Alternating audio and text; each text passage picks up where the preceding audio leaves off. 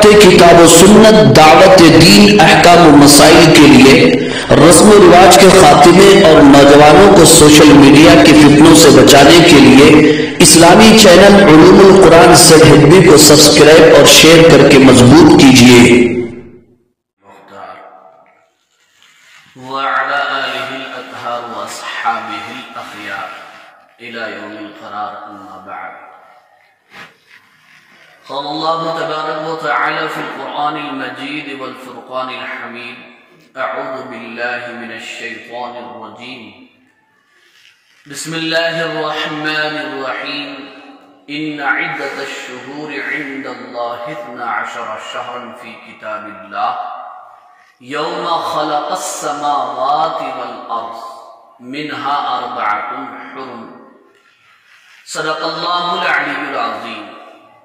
وقال رسول الله صلى الله عليه وسلم: أفضل الصيام بعد رمضان شهر الله المحرم، أو كما قال عليه الصلاة والسلام.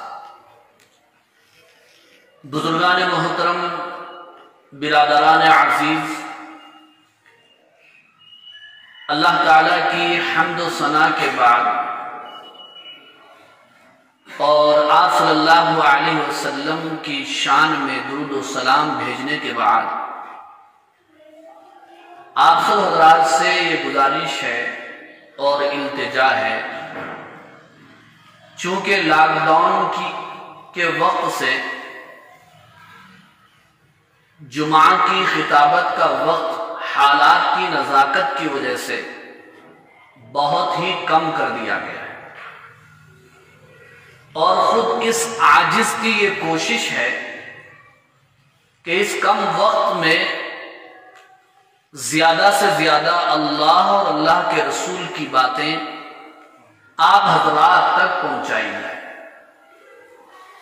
اس لیے آپ سب حضرات سے یہ گزارش ہے، اور خصوصاً جو حضرات مسجد کے باہر ہیں، گھروں میں ہیں، اور جن تک اس عاجز کی آواز پہنچ رہی ہے مسجد کے میناروں سے، وہ بر وقت اذان کے ساتھ ہی مسجد میں حاضر ہو کر اللہ اور اللہ کے رسول کی باتیں سماعت فرمائیں۔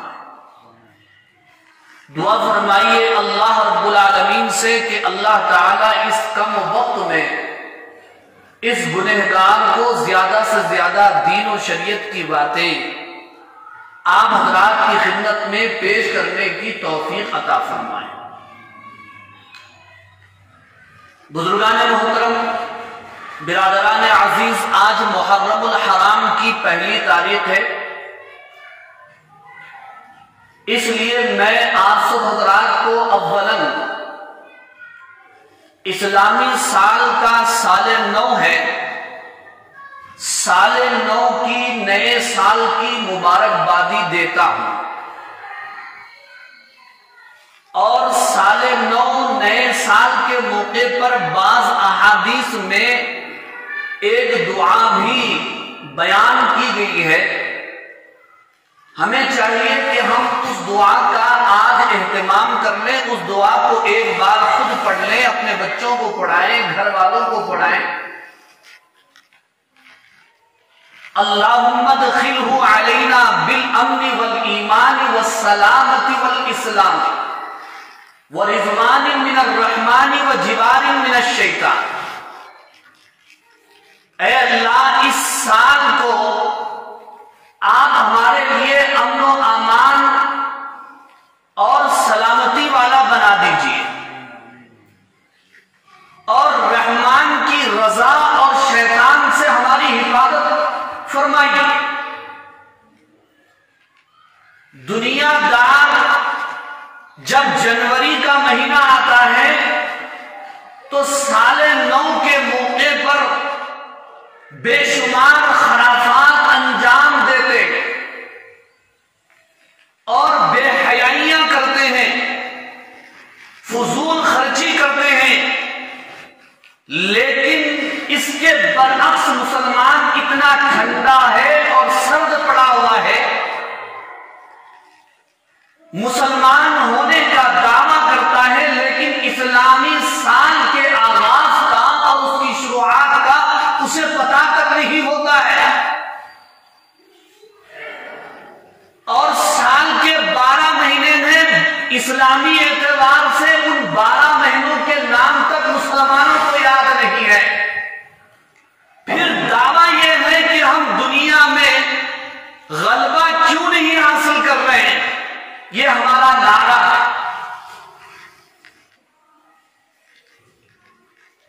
ہماری تاریخ قمری تاریخ ہے، ہجری تاریخ ہے،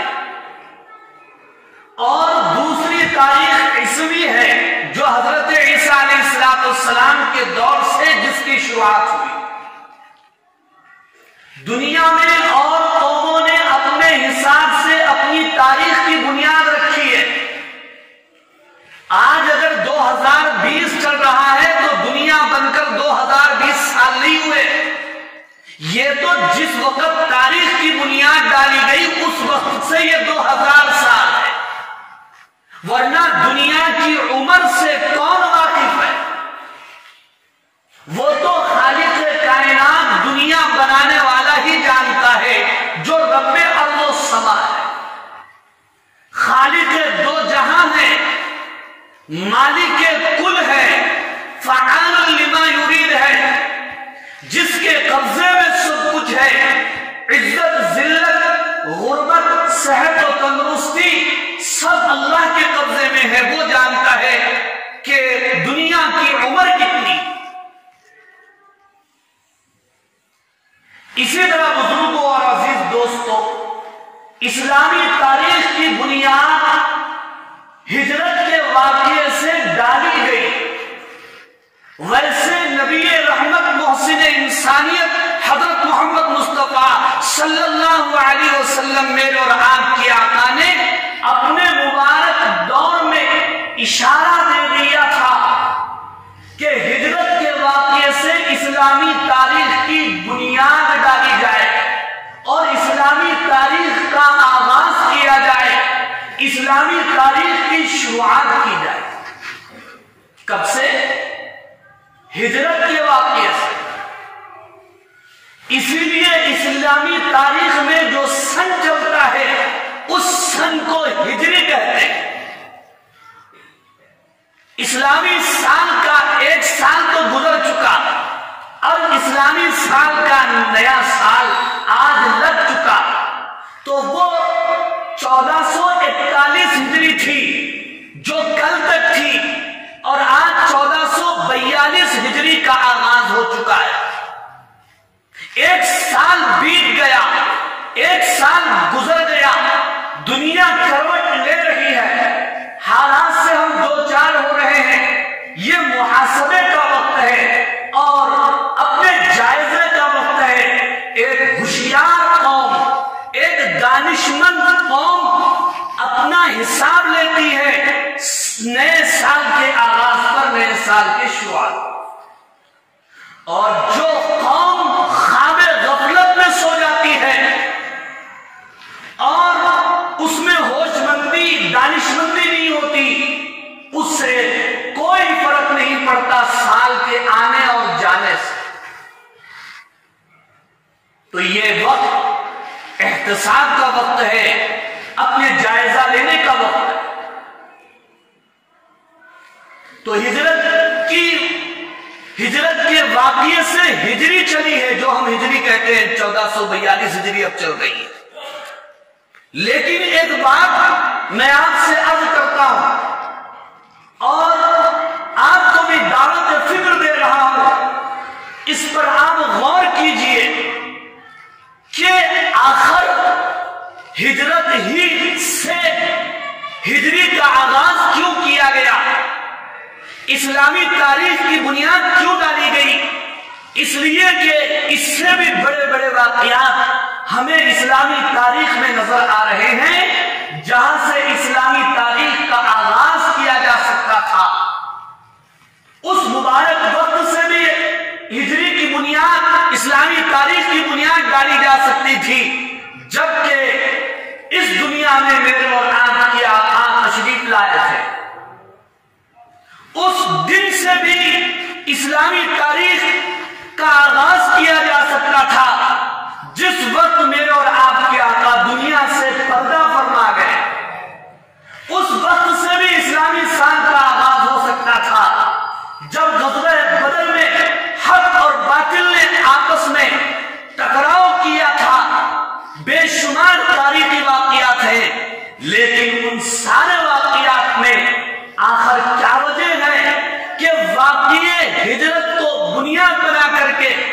باضابطہ دور فاروقی میں اجماع امت کے ساتھ تمام صحابہ کرام رضوان اللہ تعالی علیہم اجمعین نے اسلامی تاریخ کی بنیاد رکھی. کیوں؟ اس لیے کہ کوئی اور واقعہ ہوتا تو اہل اسلام پر اتنا اثر نہیں پڑتا جتنا اثر واقع ہجرت سے پڑ رہا ہے. صاحب احسن الفتاوی نے لکھا ہے اگر ولادت نبوی صلی اللہ علیہ وسلم سے اسلامی تاریخ کا آغاز ہوتا تو پھر مسلمان لہو لعب کے اندر پڑ جاتے اور وفات نبوی کو بنیاد بنایا جاتا تو مسلمان ماتم مناتے. اس کے بجائے صحابہ کرام جن کی دور رس نگاہیں تھی، جن کے پاس بصارت تھی، جن کے پاس فراست تھی، جن کے پاس دور اندیشی تھی، جن کے پاس قرآن تھا، جن کے پاس حدیث نبوی تھی، جو دین کے جیانے تھے، دین کے ہمدرد تھے، وہ قیامت تک آنے والے حالات کو اپنی نگاہوں سے بھانپ رہے تھے. انہوں نے کہا کہ واقع ہجرت کو بنیاد بنا کر کے اسلامی تاریخ کی بنیاد رکھی جائے تاکہ قیامت تک آنے والے تمام مسلمانوں کو اس بات کا پتہ چل جائے کہ اسلام کو جب بھی غلبہ ملے گا، مسلمانوں کو جب بھی ترقی ہوگی، دین دنیا میں اسی وقت پھیلے گا جب مسلمان ہجرت کریں گے، اپنا مال اور اپنی جان اسلام کے لیے قربان کریں گے، تو پھر جو ہے اسلام کا گلشن دنیا کے اندر پھیلے گا اور پھولے. یہ سبق سکھایا گیا.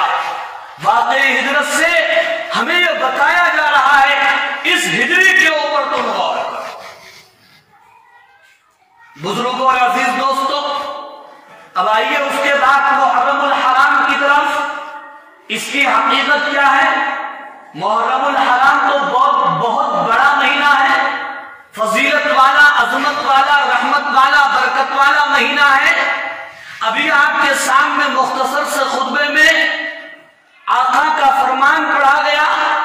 آپ نے فرمایا رمضان المبارک کے روزوں کو چھوڑ کر اور مہینوں میں جو روزے افضل اور بہتر ہیں، شہر اللہ المحرم، اللہ کا مہینہ محرم کے روزے سب سے افضل اور بہتر ہے. اور کیا چاہیے محرم الحرام کی فضیلت اور مقام مرتبے کے لیے؟ محرم سے لوگ سمجھتے ہیں یہ حرام ہے، حرام چیز گندی ہوتی ہے. نعوذ باللہ، حرام چیز صرف گندگی کی وجہ سے حرام نہیں ہوتی، عزت کی وجہ سے بھی حرام ہوتی. مسجد حرام کو مسجد حرام کیوں کہا گیا؟ حرمت کی وجہ سے، عزت کی وجہ سے. بے وضو قرآن چھونا حرام ہے، حرمت کی وجہ سے، عزت کی وجہ سے، شرف کی وجہ سے. محرم الحرام میں جو لفظ ہے وہ حرم سے نکلا ہے، اور حرم کے معنی عظمت کے آتے ہیں، حرم کے معنی فضیلت کے آتے ہیں، حرم کے معنی فضیلت کے آتے ہیں. تو پھر بتائیے اس کا کیا مقام اور مرتبہ ہے؟ لیکن بزرگوں اور عزیز دوستوں، اس کے باوجود علماء کہتے چلے جا رہے ہیں، بیانات ہوتے چلے جا رہے ہیں، اور ہم ماشاءاللہ سنتے چلے جا رہے ہیں، لیکن جو چیز ہمارے اندر سے نکلنا تھا وہ آج تک نہیں نکل رہی ہے. ہم رسوم و رواج میں آج تک پڑے ہوئے ہیں. قرآن و حدیث کی طرف، کتاب و سنت کی طرف ہم رجوع ہونے کے لیے تیار نہیں ہو رہے. اس کے باوجود آج بھی مسلمانوں کے درمیان ماہ محرم الحرام کے تعلق سے کئی غلط فہمیاں چل رہی ہیں.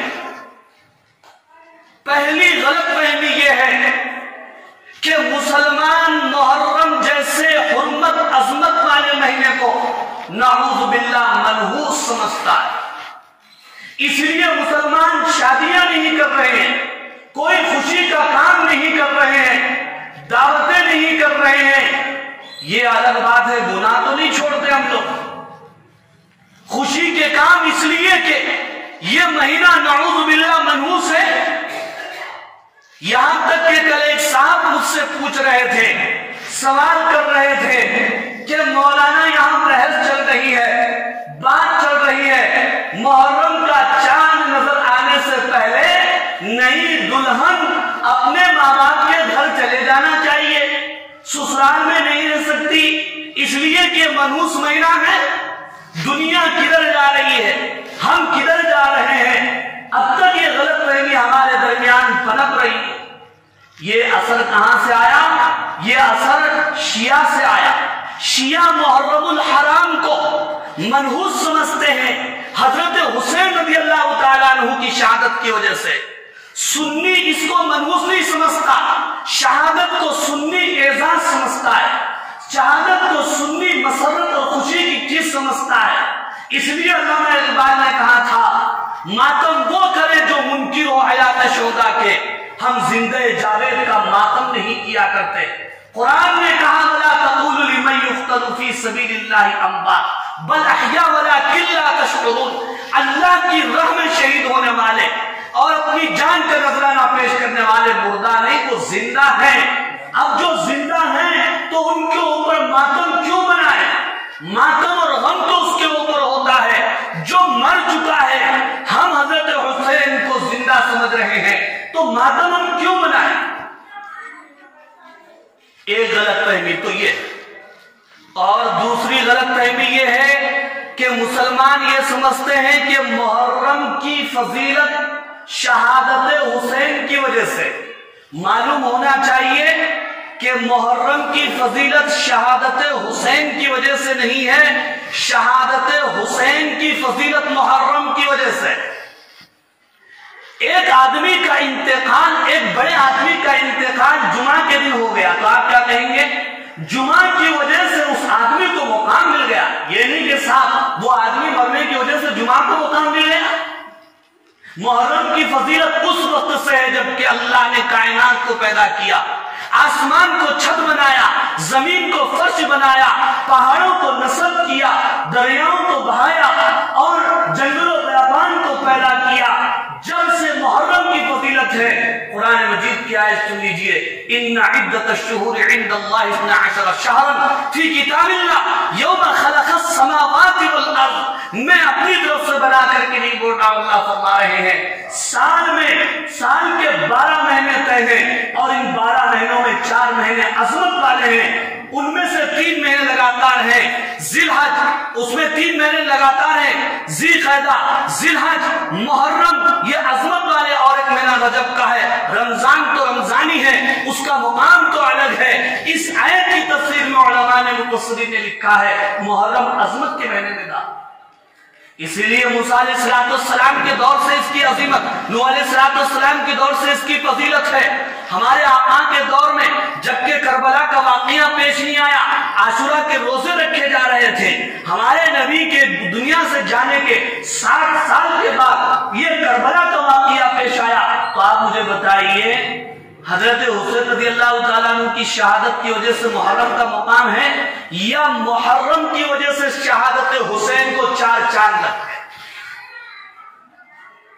یہ دوسری غلط ہے۔ تیسری غلط فہمی کیا ہے؟ تیسری غلط فہمی یہ ہے کہ شیعہ کا اثر سنیوں پر، مسلمانوں پر اتنا پڑا کہ شیعہ نے شہادت حسین کی اتنا لیپا تھوپی کی اور اس کو بیان کرنے میں اتنا غلو کیا کہ تاریخ اسلام کے اور شہداء اور جان دینے والے ان کا نام گمنام ہو گیا۔ کیا تاریخ میں نواسے رسول حضرت حسین ایک ہی شہید ہے؟ دوسرے نواسے کی شہادت کو کیوں یاد نہیں کرتے؟ داماد رسول حضرت علی کی شہادت کو کیوں بھول جاتے ہو؟ حضرت عمر رضی اللہ تعالیٰ عنہ کی شہادت پہلی محرم کو ہوئی نا، پھر اس کو کیوں بیان نہیں کرتے ہو؟ ادھر کربلا والے کے اوپر 10 دن پانی بند کیا گیا تو ادھر داماد رسول حضرت عثمان غنی رضی اللہ تعالیٰ عنہ پر مجبوراً نہیں، ان کی اپنی مرضی سے وہ چاہے تو بلوائیوں کو بھگا سکتے تھے، لیکن انہوں نے کہا میں اللہ کے نبی کے شہر میں فساد مچانا نہیں چاہتا، خون بہانا نہیں چاہتا۔ بلوائیوں نے محاصرہ کر لیا، 1-2 دن نہیں، 10-20 دن نہیں، تاریخ اٹھا کر دیکھیے، آج بھی حضرت عثمان غنی رضی اللہ تعالیٰ عنہ کی شہادت بتا رہی ہے 40 روز ان کے اوپر کھانا پانی بند کر دیا گیا۔ اس شہادت کو تم کیوں ذکر نہیں کرتے؟ اور تو چھوڑیے، سید الاولین والآخرین جن کے لیے کائنات کو سجایا گیا، دنیا کو بنایا گیا، شجر و حجر کو پیدا کیا گیا، شمس و قمر کو پیدا کیا گیا، آپ صلی اللہ علیہ وسلم کے دندان مبارک کیا میدان جہاد میں شہید نہیں ہوئے؟ کیا آپ کے جسم سے مبارک لہو نہیں بہا گیا؟ دنیا کے پورے ولیوں کا خون، پورے صحابہ کا خون، کتب اور ابدال کا خون کیا ہمارے نبی کے خون کے خطرے کا مقابلہ کر سکتا ہے؟ پھر کیوں آپ صلی اللہ علیہ وسلم کی اس قربانی کو ذکر نہیں کیا جاتا؟ یہ تو اثر ادھر سے آیا ہے، ہم کو ایک ہی شہادت یاد ہو۔ اور ایک غلط فہمی یہ بھی ہے، محرم الحرام میں یہ آیا اثر شیعہ سے۔ ماتم کون کرتا ہے؟ تعزیہ کون مناتا ہے؟ آپ جانتے ہیں تعزیہ کسے کہتے ہیں؟ آپ مجھے 5 منٹ زیادہ دیجئے، اس لیے کہ میں اپنے موضوع کو ختم نہیں کر سکتا، نازک موضوع ہے، اہم موضوع ہے، بیان کرنا ضروری ہے، سننا بھی اس سے زیادہ ضروری ہے۔ تعزیہ کے معنی کیا ہے؟ تعزیہ یہ تعزیت سے نکلا ہے، کہتے ہیں کہ فلاں کی تعزیت کرنا ہے، فلاں کا تعزیتی جلسہ ہے۔ تعزیت کے معنی ہے مصیبت کے وقت کسی کو تسلی دینا۔ تعزیت کے معنی ہے کسی کے انتقال کی خبر سن کر انا للہ و انا الیہ راجعون پڑھنا، اس کے معنی تعزیت کے۔ اور ماتم کے معنی کیا ہے؟ ماتم کے معنی ہے کسی کی موت کے اوپر بیانے کر کے رونا، اس کا نام ماتم ہے۔ جو درد کے ساتھ آٹومیٹک اندر سے آنسو نکل جائے وہ ماتم نہیں ہوتا، وہ تو غم کا اظہار ہونا چاہیے۔ یہ ماتم تو بناوٹی ہوتا، رونا نہیں آ رہا، زبردستی جو ہے اپنے سینوں کو پیٹ کر آنکھوں سے آنسو نکالنے کی کوشش کی جا رہی ہے، اپنے کپڑے پھاڑے جا رہے ہیں، پانی تقسیم کیا جا رہا ہے، ناچ گانا کیا جا رہا ہے، کسی کو بندر بنایا جا رہا ہے، کسی کو لنگور بنایا جا رہا ہے، اور خرابات کیے جا رہے ہیں۔ یہ ماتم نہیں تو کیا ہے؟ ماتم کے بارے میں آپ صلی اللہ علیہ وسلم نے کیا فرمایا؟ ماتم کرنے والے پر، نوحہ کرنے والے پر اللہ کی لعنت ہے۔ اور تعزیت کا ٹائم کتنا ہے؟ تعزیت کا ٹائم صرف 3 دن ہے۔ کسی کا بھی انتقال ہو جائے، آپ اس کو تسلی دیں یا غم بنائیں، 3 دن۔ لوگ پوچھتے بھی ہیں کہ مول صاحب اب 40 دن ہوتے نئے کپڑے نہیں پہننا، 10واں ہوئے تک نئے کپڑے نہیں پہننا۔ ہم تو جو قرآن اور حدیث کے مطابق چلیں گے۔ صحابہ نے ہمیں بتایا کہ 3 دن تم اپنے عزیز و رشتہ دار کے اوپر غم مناؤ، اس وقت تم کھانے پینے میں، پہننے میں احتیاط برتو، وہ تعزیت ہے، سنت کی حدود میں، اس سے زیادہ نہیں۔ ہاں شوہر مر جائے تو شوہر کا مقام اتنا بڑا رکھا گیا کہ بیوی 4 مہینے 10 دن وہ عدت گزارے گی، وہ سوگ منائے گی۔ بیوی کا مسئلہ الگ، کیا سب بیویاں کے 40 دن 4 مہینے جو ہے نئے کپڑے نہیں پہننے جا سکتے؟ لیکن افسوس کی بات یہ ہے ہم بجائے احتیاط کرنے کے ہم بھی اس میں شرکت کر رہے ہیں۔ کیا شہادت حسین اس لیے بزرگوں نے بیان کیا، علماء نے لکھا کہ خود اپنے باپ کا انتقال ہو جائے اور کوئی اس طرح تعزیہ کر رہا ہو، ماتم کر رہا ہو، تم اپنے باپ کے اس تعزیے میں اور ماتم میں شریک ہو سکتے ہو؟ نہیں ہو سکتے۔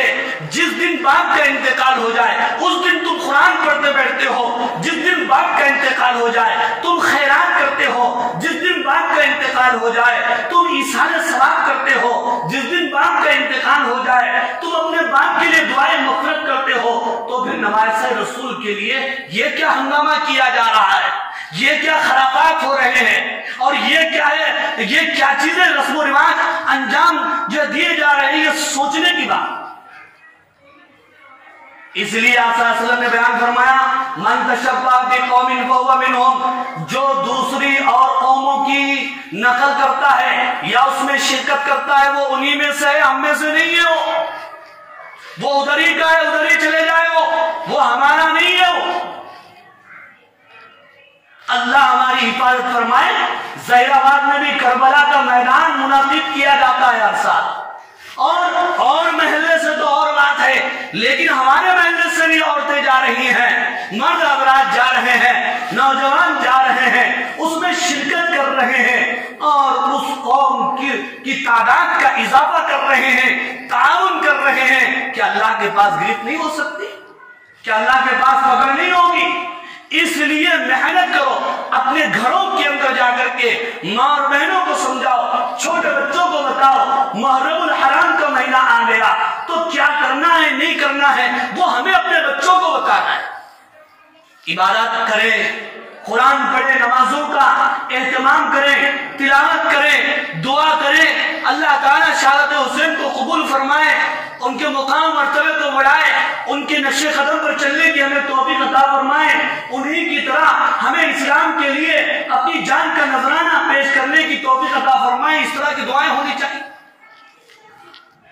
اس کے علاوہ ایک کام یہ ہے کہ ہم اپنے گھروں کے اندر بچوں کو بٹھا کر کے اپنی معلومات کے مطابق گھر والوں کو بٹھا کر کے محرم کیا ہے، شہادت حسین کیا ہے، تاریخ کربلا کیا ہے، یہ کیا واقعہ بچوں کو جو سنانا چاہیے۔ ہم نے یہ محنت بند کر دی، ہم نے گھروں میں تعلیم کو بند کر دیا، خرافات نے اپنا راستہ بنا لیا اور جو بیجا چیزوں نے اپنا راستہ جو بنا لیا۔ بہرحال بزرگوں اور عزیز دوستوں، وقت ہو چکا ہے، اس سے زیادہ آپ کا وقت نہیں آ سکتا، لیکن اس سے پہلے ایک ضروری بات، مسجد کے